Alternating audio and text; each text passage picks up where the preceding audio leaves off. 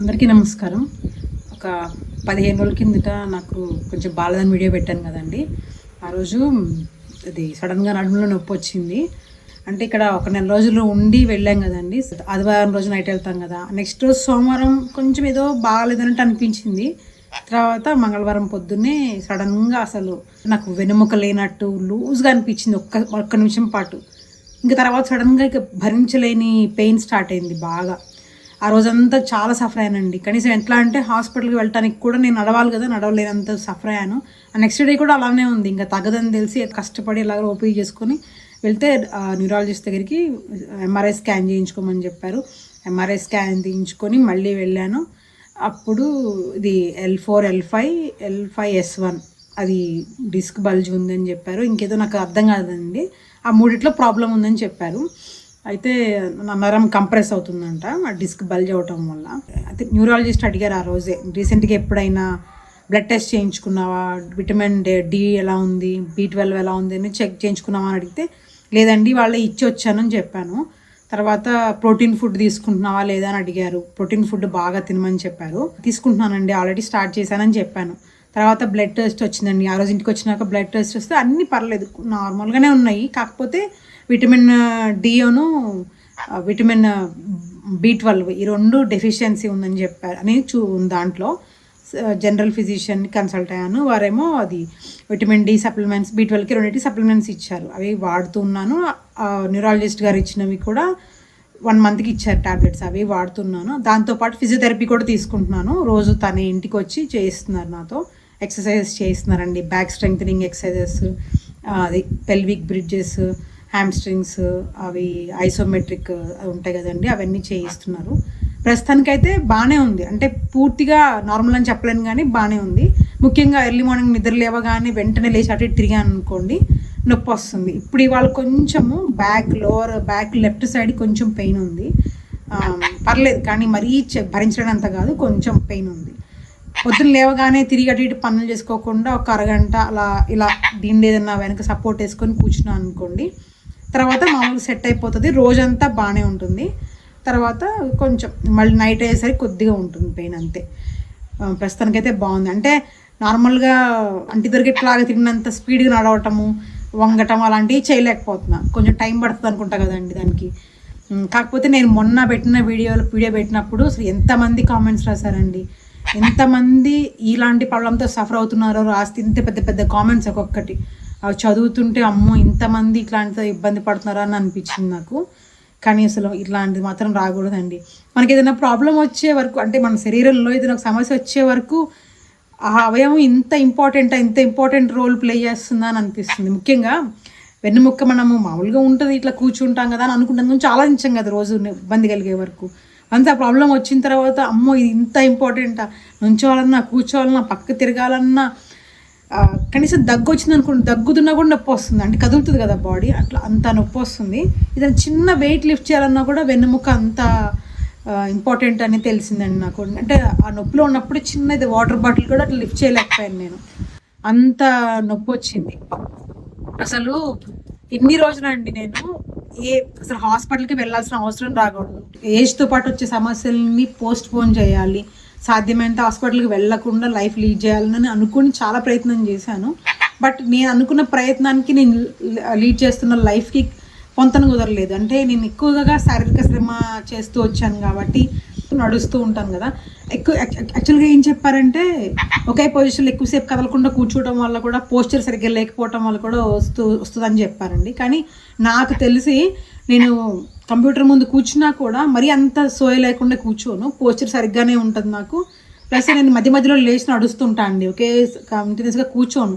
ఎందుకంటే నాకు అంతకుముందు నేను మీ ఆరోగ్యం మీ చేతిలో ప్రోగ్రామ్ వచ్చేదండి, మనం మా టీవీలో అనుకుంటా. మంతెన్ రాజు గారు పొద్దున్నే ఆ ప్రోగ్రామ్ అందరిళ్ళల్లో, ఆ టైంలో అందరిళ్ళల్లో పొద్దున్న రాజు గారు ఆరోగ్యాభిలాషులందరికీ అన్నీ స్టార్ట్ చేసేవాళ్ళు. ప్రతి ఒక్కళ్ళ ఇంట్లో అది మోగేది. రాజుగారు మెల్లగా మాట్లాడతారు కానీ కొంచెం వెటకారం సర్కేజం ఉంటుంది. అంటే ఉప్పు వేసుకుంటున్నారా, వేసుకోండి ఇక మీకు అంతే అంటూ ఉంటారు. అలానే ఎప్పుడైనా సరే కూరలు ఉప్పు సరిపోలేదు అనుకోండి, నేను ఏదైనా కొంచెం ఉప్పు వేసుకుంటుంటే నాకు పక్కన రాజుగారిది ఆ శరీరవాణి అంటారు చూసారండి, ఆయన లేకుండానే ఆయన గొంతు వినిపిస్తూ ఉంటుంది. ఉప్పు వేసుకుంటున్నావా అమ్మ, వేసుకో అన్నట్టు వినిపిస్తుంది అండి. అక్కడ ఆయన కనపడినట్టు కూడా అనిపిస్తుంది. ఎందుకు వచ్చిన గోళ్ళు అని చెప్పి ఉప్పు వేసుకునేదాన్ని కాదు, సర్లేని అట్లా అలవాటు చేసుకున్న ఉప్పు తక్కువగా. అలానే కంప్యూటర్ పక్కన కలకుండా కూర్చున్నాను అనుకోండి, మా నాన్న కూర్చుంటున్నావమ్మా అంతసేపు కూర్చో అని మా నాన్న వెటకారంగా అన్నట్టు అనిపించి లేస్తాను అనమాట. లేచి నడిచేసేసి మళ్ళీ ఏదో పని చేసుకుని వచ్చి కూర్చుంటా. అలా నేను కంప్యూటర్ ముందు కూర్చున్నా ఎలా అయినా సరే. ఇప్పుడు మా ఇంట్లో చిన్నప్పుడు ఒక బుక్ ఉండేదండి. ఆ బుక్ అది మా నాన్న ఎందుకు తీసుకున్నారో తెలియదు, కానీ అది ఇంకొక ఇంగ్లీష్ బుక్ హార్డ్ బౌండ్ అనమాట. దాంట్లో ఎలా ఉండేదంటే అసలు కూర్చునేటప్పుడు ఎలా కూర్చోవాలి అన్ని ఫొటోస్ ఉండేవి, దాని పక్కన ఎక్స్ప్లెనేషన్ ఉండేది. అప్పుడు నాకు తెలియదు కదా, అది ఏంటో జస్ట్ బొమ్మలు పోసుకొని చెప్పేసి ఇలా పేజీలు తిప్పేదాన్ని అంతే. ఎలా కూర్చోవాలి, వాటర్ తాగేటప్పుడు ఎలా ఉండాలి, డెస్క్ ముందు ఉన్నప్పుడు ఎలా ఏ పొజిషన్లో ఉండాలి, కబోర్డ్లోంచి ఏదైనా వస్తువులు తీసుకుంటున్నప్పుడు ఎలా ఉండాలి, కింద కొంగి తీసుకుంటున్నప్పుడు ఎలా ఉండాలి, అలా ప్రతి ఒక్క పడుకున్నప్పుడు ఎలా పడుకోవాలి, పక్క తిరిగినప్పుడు ఎలా పడుకోవాలి, అలా అన్ని పోస్చర్స్తో ఒక బుక్ ఉండేదండి. ఆ బుక్ ఎందుకు ఉండేదో మరి మా ఇంట్లో మా నాన్న తీసుకున్నారు తనకు అప్పుడే ప్రాబ్లం వచ్చి తీసుకున్నారో ఏమో తెలీదు. చాలా సంవత్సరాల బుక్ ఉండేది. ఇప్పుడు తెలుస్తుంది ఆ బుక్ యొక్క ఉపయోగం ఏంటనేది. అలా నేను జాగ్రత్తగానే ఉంటాను. కాకపోతే ఒక్కొక్కసారి మన తోటలో తిరుగుతూ ఈ నేల కూడా మనకి ఈవెన్గా ఉండదు కదండి, ఎగుడు దిగుడు సర్ఫేస్ ఉంటుంది కాబట్టి నడుస్తూ ఉంటాము. ఆ నడిసే క్రమంలో ఏదో ఒత్తిడికి గురి ఉండవచ్చు వెన్నుముక. అది కాకుండా కామెంట్స్లో ఒకరు రాశారు, ఇది సడన్గా రాదు, కొన్ని రోజుల నుంచి ఎప్పటి నుంచో లోపల ప్రాబ్లం స్టార్ట్ అవుతుంది, మనకు అది తెలియదు, సడన్గా ఒక రోజు బయటకు వస్తుందని చెప్పారు.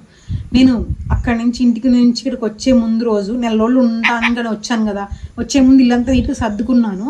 ఆ సర్దే క్రమంలో సర్దేటప్పుడు కిచెన్ సింక్ కింద డ్రైన్ ఉంటుంది కదండి, డ్రైన్ హోల్ ఉంటుంది కదా, అక్కడ మంత్లీ నేను క్లీన్ చేస్తూ ఉంటా. మొత్తం సోప్ ఇట్లా పట్టేసి ఉంటుంది కదా గట్టిగా స్కేల్స్ లాగా ఇట్లా ముద్దలాగా, అది నేను కిందకు వంగి దాన్ని మొత్తం తీసానండి. అంటే డైరెక్ట్గా డ్రైన్ హోల్ మనకి కనిపిస్తే అవైలబుల్గా ఉంటే ఈజీగా తీయచ్చు, కానీ మనకి మాడ్యులర్ కిచెన్ యూనిట్ ఉంటుంది కదా, ఆ యూనిట్ది బేస్ ఉంటుంది కదా, ఆ బేస్కి హోల్ ఉందన్నమాట. అది తీయడానికి కంఫర్టబుల్గా సౌకర్యంగా అస్సలు లేదు.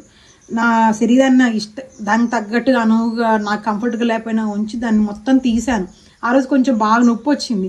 సర్లే అలా పని చేసినప్పుడు అలా వస్తుంది కదా అని అనుకున్నాను. ఇక్కడికి వచ్చాక అసలు నేను వచ్చిందే ఒక నెల రోజులు ఇక్కడ ఉండి, మీకు గుర్తుంటేనే ఒక 3 months నుంచి నేను నా వీడియోస్లో అప్పుడప్పుడు నాకు కొంచెం రెస్ట్ కావాలనిపిస్తుంది, నాకు కొంచెం బాగోట్లేదని చెప్తూనే ఉన్నాను. నేను మీతో కూడా చెప్పాను. నాకు తెలుస్తుంది లోపల. చెప్పాలంటే మా నాన్నగారు చేసే ఉద్యోగానికి ఇంకా అసలు ఎక్కడికి వెళ్ళటం కుదరదు అనమాట. ఒక్క పూట కూడా ఆయన ఆ ప్లేస్ వదిలేసి రావటం కుదరదు, ఖచ్చితంగా అక్కడే ఉండాలి. నా వీడియోస్లోనే నన్ను చూస్తూ ఉంటారు మా నాన్న. అది చూసినప్పుడు కూడా మా నాన్నకు తెలిసిపోతుంది, అమ్మ నువ్వు సరిగ్గా లేవు, నీకు ఏదో ప్రాబ్లం ఉంది, నువ్వు ఫస్ట్ రెస్ట్ తీసుకో, ఈ వ్యవసాయం పనులు చేయొద్దు, యూట్యూబ్ వీడియోస్ కూడా చేయొద్దు, మొత్తం అసలు పూర్తిగా ఆపేసే, ఏం చేయకు అన్నారు. నువ్వు టెస్ట్ చేయించుకో, నాకు ఎందుకో సమ్ ప్రాబ్లం ఉంది నీకు కూడా అనిపిస్తుంది మా నాన్న అక్కడ వీడియోలో చూసి చెప్పారు. నేను సర్లే చూయించుకుందామని కూడా అనుకున్నాను.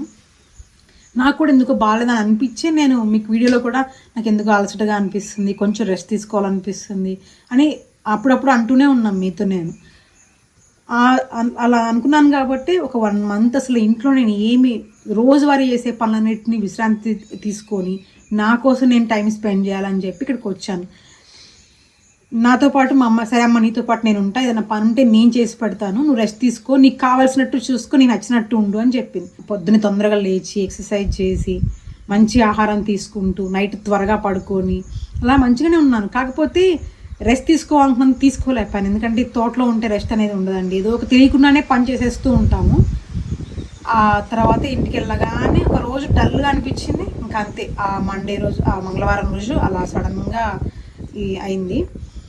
అలా ఇంట్లో ఆడవాళ్ళందరూ చాలామంది, నేనే కాదండి అందరూ, ప్రతి ఒక్కళ్ళు, ఆడవాళ్ళనే అంటాం తప్పు, ఇంట్లో మగవాళ్ళు ఆడవాళ్ళు ఇద్దరు, భార్యాభర్తలు ఇద్దరు చాలా కష్టపడి పని చేస్తారు. కొంత తొందరగా బయటపడేది ఆడవాళ్ళలో, మగవాళ్ళలో బయటపడదు. వాళ్ళ సమస్యలను కూడా తొందరగా చెప్పుకోరండి బయటకు మగవాళ్ళు, కానీ ఇద్దరు సఫర్ అవుతారు.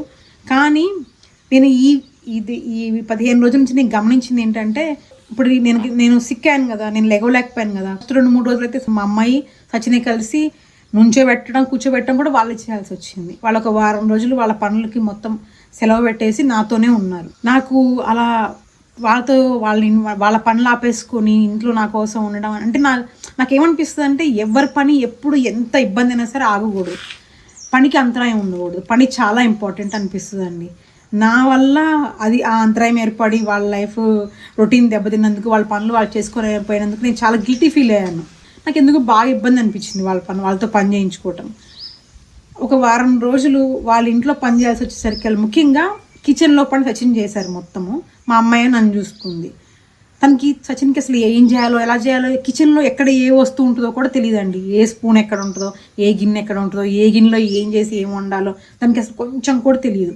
ఏదో పెళ్ళైన కొత్తలు తనకు కొంచెం ఏదైనా కావాలంటే వంట చేసేవాళ్ళు, కానీ తర్వాత ఎందుకు కిచెన్లో రావటం అనేది అసలు లేకుండా అసలు కిచెన్కి పూర్తిగా దూరం అయిపోయి ఎప్పుడు వంట అనేది తనకు తెలియదు. అలా అని పని చేయడానికి కాదు, మిగిలిన అన్ని విషయాల్లో ఇంట్లో అన్ని పనులు ముగ్గురం షేర్ చేసుకొని చేస్తాము. నేను వంట చేస్తాను, హెల్దీ న్యూట్రిషియస్ ఫుడ్ ఉండడం అనేది నా బాధ్యత. బట్టలు ఉతకడము, వాషింగ్ మిషన్లో వేయటము, ఉతకడం, ఆరేయటము, మడత పెట్టడం మా అమ్మాయి పని. ఇంకేదైనా చిన్న చిన్న పనులు, కిచెన్లో పనులు, కూరగాయలు కట్ చేసేటం అవి కూడా మా అమ్మాయి చేస్తుందండి. సచినేమో ఇల్లు ఊడవటము, పొద్దున్నే లేచి ఇల్లంతా నీట్గా క్లీన్ చేయటం, తుడవటము, ఏదైనా వస్తువులు పొద్దున్న సర్దేవాలి కదా, నేను వేరే వేరే ప్లేసెస్లోకి మారిపోయిన వస్తువులను నీట్ సర్దడము, ఏదైనా వస్తువు తుడవటం అవి సచిన్ చేస్తారు. ఫ్రిడ్జ్ తుడవటము, టీవీ తుడవటం అట్లా సచిన్ చేస్తారు. అట్లా పనులు షేర్ చేసుకుంటాం, కానీ వంట పని మాత్రం తనకి రాదు. నాకు ఇప్పుడు అర్థమైంది ఏంటి అంటే, ఇంట్లో అందరికీ అన్నీ వచ్చి ఉండాలి, ముఖ్యంగా వంట వచ్చి ఉండాలి. ఎందుకంటే అండి, ఒకరోజు ఇంట్లో తుడవకపోయినా పర్లేదు, ఏం కాదు. ఒకరోజు బట్టలు ఉతుక్కోకపోయినా, వారం రోజులు ఉతుక్కోకపోయినా ఏం కాదు. కానీ వంట అలా కాదు కదా, ప్రతిరోజు మనం తినాలి, తప్పకుండా తినాలి. కాబట్టి వంట, బేసిక్ వంట అండి, మరీ ఎక్కువ ఏం కాదు, కానీ బేసిక్ వంట అన్న వచ్చి ఉండాలని అర్థమైంది నాకు. ఇంట్లో మగవాళ్ళు చాలామంది ఈ కాలంలో పాపం ఇంట్లో మగవాళ్ళు కూడా వచ్చి వంట చేస్తున్నారండి చాలామంది. ఎందుకంటే భార్యాభర్తలు ఇద్దరు ఉద్యోగం చేస్తున్నారు కాబట్టి భార్యకి హెల్ప్ చేయాలనే ఉద్దేశంతో చాలామంది మగవాళ్ళు ఇంటికి భార్యకి హెల్ప్ చేస్తున్నారు వంటలో. కానీ ఇప్పటికీ చాలామంది వంట సెక్షన్ మంది కాదు, మనకి ఏం సంబంధం లేదనుకొని కూర్చునే వాళ్ళు చాలామంది ఉంటారు. అలా ఎవరైనా ఉంటే మాత్రం దయచేసి చెప్తున్నాను, ఇప్పటి నుంచే కొంచెం నేర్చుకోండి వంట. ఇంట్లో వెళ్ళి మీ వైఫ్కి హెల్ప్ చేయడం నేర్చుకోవడం అనేది చాలా ఇంపార్టెంట్ అండి. ఎప్పుడు ఏమవుతుందో మనకు తెలియదు, మనకు బేసిక్ వంట వచ్చి ఉండాలి. ఇంకొకటి అండి, ఇంట్లో భార్యాభర్తలు ఇద్దరు చాలా ఇంపార్టెంట్. అంటే ఒక ఇంటి కుటుంబానికి భర్త గుండె అయితే భార్య వెన్నెముక అని అర్థమైంది. వెన్నెముకకే వెన్నెముక సరిగ్గా లేకపోతే ఇంకా ఇల్లంతా మొత్తం ఆగిపోతుంది. ఆ కుటుంబం అనేది ఒక చాలా డిస్టర్బెన్సెస్ వస్తాయి అన్నమాట. అందుకని మన ఆడవాళ్ళు ఏం చేస్తామంటే, కొంచెం మన శరీర నిర్మాణం వల్ల, మన శరీరంలో జరిగే చర్యల వల్ల మన ఆడవాళ్ళు తొందరగా ఇదైపోతారు, తొందరగా ఏజ్ అయిపోతారు. కాబట్టి మనం ఇంకొంచెం ఎక్కువ జాగ్రత్త తీసుకొని మన ఇంట్లో వాళ్ళని చాలా బాగా చూసుకోవాలి. నిర్లక్ష్యం అసలు చేయకూడదండి. ముఖ్యంగా ప్రోటీన్ ఫుడ్ తీసుకోవడం అనేది చాలా ఇంపార్టెంట్. ఏంటో అండి, మన చిన్నప్పుడు అసలు ప్రోటీన్, కార్బోహైడ్రేట్స్ అని, పీచు పదార్థం అని, అసలు ఈ వర్డ్సే ఎక్కువగా మన రోజువారీ జీవితంలో లేవు. అసలు అది మన ఊహకే లేవు. మన మాటల్లోనే మన మాటల్లో అవి లేనే లేవు. సడన్గా అవి ఎందుకు ఇంత ఎక్కువైంది నాకు అర్థం కావట్లేదు. ప్రోటీన్ కోసం మీట్ తినాలి, అసలు ఏమండి మీట్ తినాలి, ప్రోటీన్ కోసం మీటే తినాలంటున్నారు. కానీ నాకు ఒకటి అనిపించింది, చిన్నప్పుడు ఎవరు ఎక్కువగా మీట్ తినేవాళ్ళు కదండి. ఇప్పుడు నన్ను చికెన్ షాపులు, మటన్ షాపులు అప్పట్లో ఏం ఉండే కావు. ఎప్పుడో పండగకి ఒకసారి, పండగ రోజు మాత్రమే మీట్ తినేవాళ్ళు ఇళ్ళల్లో. మామూలుగా ప్రతి ఆదివారం మీట్ తింటాం అలాంటివి నేను ఎప్పుడు చూడలేదండి. మా ఊర్లో అయితే పండక్కి, దసరానో మీద పండక్కి చాటింపు వేసేవాళ్ళు. ఇదిగో అక్కడ ఊరి చివర ఏటన్గా వస్తున్నాము, వచ్చి తీసుకెళ్ళండి అని చెప్పి చాటింపు వేస్తే ఎవరికి కావాలో వాళ్ళు వెళ్ళి తెచ్చుకునేవాళ్ళు. అలా ఉండేదండి. ఇప్పుడు వీధి వీధికి ఎక్కడ పడితే అక్కడ, ఎప్పుడు పడితే అప్పుడు ప్రతిరోజు మీట్ తినాల్సి వస్తుంది. నిజంగా నాకు అది ఏం మార్పు జరిగిందో మన మనుషుల్లో ఏమైందో తెలియదు, కానీ సడన్గా ప్రత్యేకించి ఇలా ప్రోటీన్ తినాలి, ఇది తినాలి, ఇది తినకపోతే B12 డెఫిషియన్సీ, ఇవన్నీ ఎందుకు వచ్చినాయో నాకు నిజంగా అర్థం కావట్లేదు. కాకపోతే ప్రోటీన్ ఫుడ్ తీసుకోమని మాత్రం డాక్టర్ గారు చెప్పారు. సాధ్యమైనంత వరకు నేను ప్రోటీన్ ఉండేలాగా చూసుకుంటున్నాను. ఎగ్స్ తీసుకుంటున్నాను ఎక్కువగా. ఇది ఉంటుంది కదండి పనీర్, దాన్ని ఏమంటారు, సోయా చంక్స్ ఇవి ఉంటాయి కదా, వాటితో టిక్కాలు చేసుకొని అవి రోజు తీసుకుంటున్నాను నైట్ పూట. అలా సాధ్యమైనంత ప్రోటీన్ ఉండేలాగా చూసుకుంటున్నాను. ముఖ్యంగా వ్యాయామం అండి, ఎక్సర్సైజెస్, స్ట్రెంగ్థనింగ్ ఎక్సర్సైజెస్, వర్కౌట్స్ చేయడం అనేది చాలా ఇంపార్టెంట్. నడుమే కాదండి, మోకాళ్ళు కూడా ఇంపార్టెంట్. అంటే బరువు ఉంటే తొందరగా ఎక్కువగా ఇబ్బంది అవుతుంది. బరువు ఉన్నా లేకపోయినా మన ఏజ్తో పాటు మన శరీరంలో భాగాలన్నీ డిజనరేట్ అవటం అనేది చాలా సహజము, న్యాచురల్. కాకపోతే దాన్ని పోస్ట్ పోన్ చేయాలి అంటే మనము కొన్ని జాగ్రత్తలు తీసుకోవాలి. మోకాలు కూడా జాగ్రత్తగా ఉంచుకోవాలండి ఇప్పటి నుంచే. మనం శరీర బరువు మొత్తం మోకాల మీద పడిపోతుంది కదా, ఆ మోకాల మీద పడినప్పుడు ఆ మోకాలు త్వరగా అరిగిపోవటము, ఎక్కువగా మనం నడవటము, మోకాలు అరిగిపోతుంది. కాబట్టి క్వార్టర్సెప్ ఎక్సర్సైజెస్ ఎక్కువగా అంటే పైన తొడ కండరాలు ఉంటాయి కదండి, వాటిని స్ట్రెంగ్తెన్ చేసుకుంటే ఆ కండరాలు మన ఒంటి బరువుని తీసేసుకుంటాయి అన్నమాట. కొంచెం మోకాలకి శ్రమ తగ్గిస్తుంది. ఆ విధంగా మనం మన మోకాలని కాపాడుకోవచ్చు. ఈ విధంగా 30s నుంచే అండి, అంటే తర్వాత చూసుకుందాంలే అనుకోవటం కాదు, కుదిరితే చిన్నప్పటి నుంచే అండి, 20 ఏళ్ళ నుంచి వయసు నుంచే ప్రతి విషయంలో చాలా జాగ్రత్తగా ఉండాలి. ఒకప్పటితో పోల్చుకొని అప్పుడు తాతలు బాగున్నారు వాళ్ళు బాగున్నారు కాదండి, వాళ్ళప్పుడు అది నడిచింది కానీ చెల్లింది వాళ్ళకి, కానీ మనకి ఇప్పుడు అట్లా కుదరదు. మనం జాగ్రత్తగానే ఉండాలి తప్పనిసరిగా.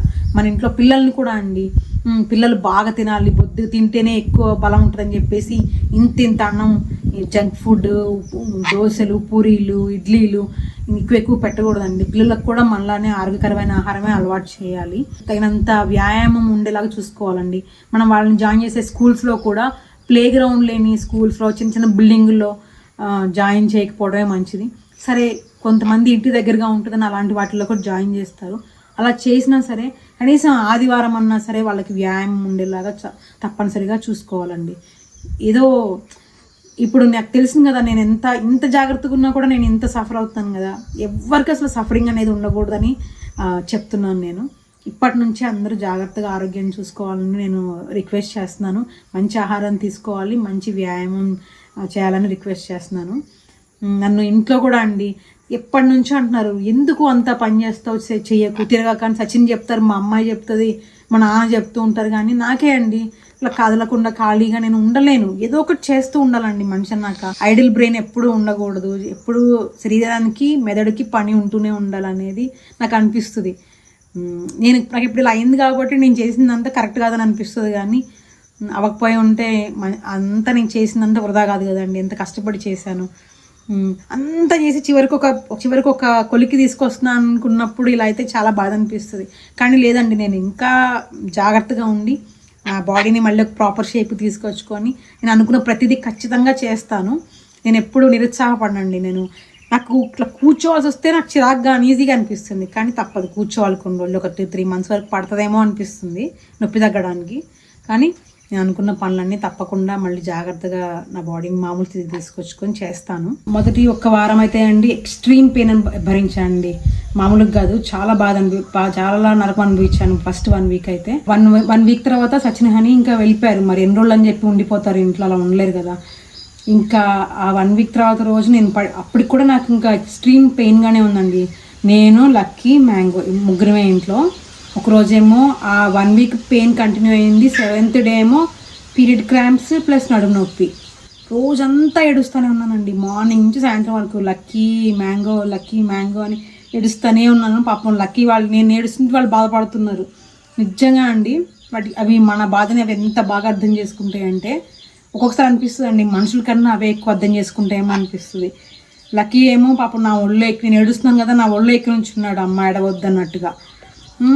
నేను ఏడుస్తున్నసేపు నా ఒళ్ళోనే కూర్చున్నాడు. నేను ఎక్కువసేపు పడుకోవాలి, ఇలా దిండు వేసుకొని వెనక కూర్చున్నాను అనమాట కుర్చీలో. మ్యాంగో ఏమో వాడు సోఫా పట్టుకొని ఎక్కి నా మీదకి ఎక్కి, వాడికి అందకపోయినా ఎక్కి నాకు ఇట్లా ముద్దులు పెడుతున్నాడండి ముక్కుతో. ఇద్దరు నా దగ్గరే కూర్చున్నారు నేను ఏడుస్తున్నంతసేపు. లక్కీ ఏమో నాకు ఫస్ట్ రోజు బాగున్న రోజు అసలు ఎక్కువగా వాడు రోజు వాళ్ళ అక్కతో పాటు పడుకుంటాడు, నిద్రపోతాడు. అలాంటిది ఆ రూమ్ నుంచి బయటకు వచ్చి నేను ఏడుస్తుంటే మంచం పక్కన నా పక్కనే ఉండి మూలుగుతున్నాడు రోజు, నాకు బాగాలేదని. ఒకరోజు అయితే 3rd day అనుకుంటా, నేను పడుకున్నా, కొంచెం ట్యాబ్లెట్ వల్ల నిద్ర పట్టింది నైట్. ఇదే మూలిగి అనిపిస్తుంది, చూస్తే లక్కీ నా పక్కన ఉన్నాడు. నేను లెగవలేను సడన్గా. నేను లెగవాలంటేనే ఒక 15-20 నిమిషాలు పడుతుంది సెట్ చేసుకొని లెగవాలంటే, సడన్గా లెగవలేను. సచిన్ ఏమో అప్పటికే పొద్దున్నుంచి పని చేసి అలసిపోయి ఉన్నారు. సచిన్ లేపుతుంటే లెగవట్లా, కదలట్లేదు. సరే అని చెప్పి నేను ఎట్లా లేచి లక్కీ నాన్న ఎల్లు హనక దగ్గర పడుకో, ఇక్కడ ఉండమాకంటే వాడు ఇంకా అక్కడే ఉండి ఏడుస్తున్నాడు. సరే ఏంటా అని చెప్పి మెల్లగా నడుచుకుంటా వెళ్ళాను, మా అమ్మాయిని పిలుద్దామని. లైట్ వేస్తే మొత్తం కక్కేసాడండి, తిన్నది మొత్తం కక్కాడు, అక్కడక్కడ అంతా కక్కి. నాకు ఇంట్లో ఎవరికైనా బాగాలేదనుకోండి, వాడు అంతే తిన్న ఫుడ్ని డైజెస్ట్ చేసుకున్నాడు, కక్కేస్తాడు, డల్గా ఉంటాడు. ఎవరికి బాగాలేదో వాళ్ళ దగ్గరే కూర్చుంటాడు. అలా పాపం వాడు కూడా బాధపడ్డాడు. నేను రోజు పొద్దున్న లేవగానే నడవలేను కదా, కాసేపు ఇలానే ఇట్లా కూర్చుంటే కానీ నేను రాత్రి నడవలేను. ఇలా కూర్చుంటే నేను రోజు పొద్దున్న ఆడతా కదా వాడితో, లేచి ఆడమని చెప్పి అరుస్తున్నాడు అండి. రోజు వచ్చి మంచం దగ్గరికి వచ్చి లేవు ఆడుకుందాం పదాన్ని పిలుస్తున్నాడు పాపం వాడు. ఆన్లైన్లోకి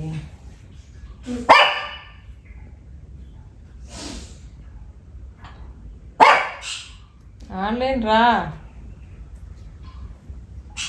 మా అమ్మగా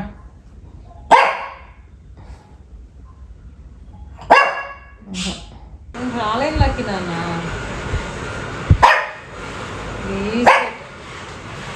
వస్తుందిరా. నెక్స్ట్ డేనేమో సయాటికా నొప్పి, లెఫ్ట్ సైడ్ నుంచి మొత్తం విపరీతంగా భరించలేని నొప్పి. ఆ రోజంతా ఏడుస్తూనే ఉన్నాను. ఆ తర్వాత రోజు అప్పుడు తగ్గిందండి. ఆ తర్వాత అంతా కొంచెం బాగానే ఉన్నాను.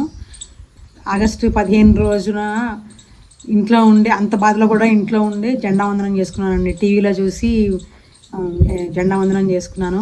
ఇంకా మొన్న శుక్రవారం రోజు కూడా పూజ చేసుకున్నానండి. వ్రతం ఏం చేసుకోలేదు, జస్ట్ పూజ చేసుకున్నాను అంతే ఇంట్లో. ఇవాళ శాతగంగని కూడా చూసి చాలా రోజులు అయింది కదా అని చెప్పి వచ్చాను. కాకపోతే ఇద్దరికి వెళ్ళలేదండి అటువైపుకి, ఇంకా వెళ్ళి చూసి రాలేదు, చూడాలి, కొంతసేపు అయ్యాక వెళ్తాను. చూడండి ఇది జావా తీసుకుంటున్నా, పొద్దున్నే తీసుకొని ట్యాబ్లెట్స్ వేసుకుంటున్నా. దీంట్లోనే సుమారుగా 30 గ్రాముల ప్రోటీన్ ఉంటుంది. అంటే లో ఫ్యాట్ హై ప్రోటీన్ పాలు ఒక 200 ml తీసుకుంటున్నాను.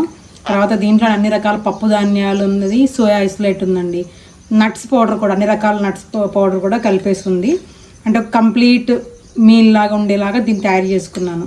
ఇది తినేసి రోజు ట్యాబ్లెట్స్ వేసుకుంటున్నా పొద్దున్నే. చాలా డివైన్ టేస్ట్ అండి, చాలా బాగుంటుంది. ఇది ఎన్నేళ్ళైనా తినచ్చు. పొద్దున్నే మనం దోశలు ఇడ్లీ అది తింటాం కదండి, వాటికి బదులు పిల్లలకు కూడా ఇలాంటిది ఇస్తే ఆరోగ్యానికి చాలా మంచిది.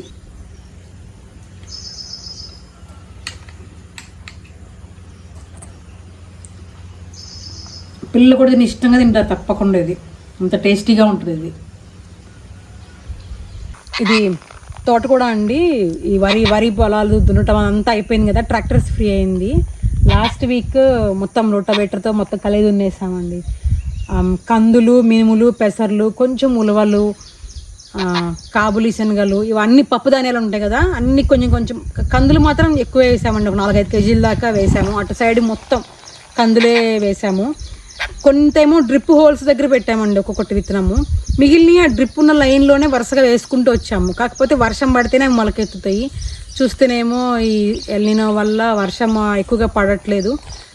కొంచెం కొంచెం అప్పుడప్పుడు రిజల్ట్స్ పడుతున్నాయి. ఆ రిజల్ట్స్కి అవి మొలకెత్తే, ఒకసారి మొలకెత్తే చాలండి, ఈజీగా గ్రో అవుతాయి. అవి వస్తే అవి పెరిగినాయి అనుకోండి పర్లేదు. మళ్ళీ ఆ పెరిగినాక ఇంకొక ప్రాబ్లం ఉంటుంది, కోతుల నుంచి కాపాడుకోవాలి. సో ఇప్పుడు ఈ సోలార్ ఫెన్స్ని తీసేసాం కదా, మళ్ళీ దాన్ని పెట్టాల్సి ఉంటుంది.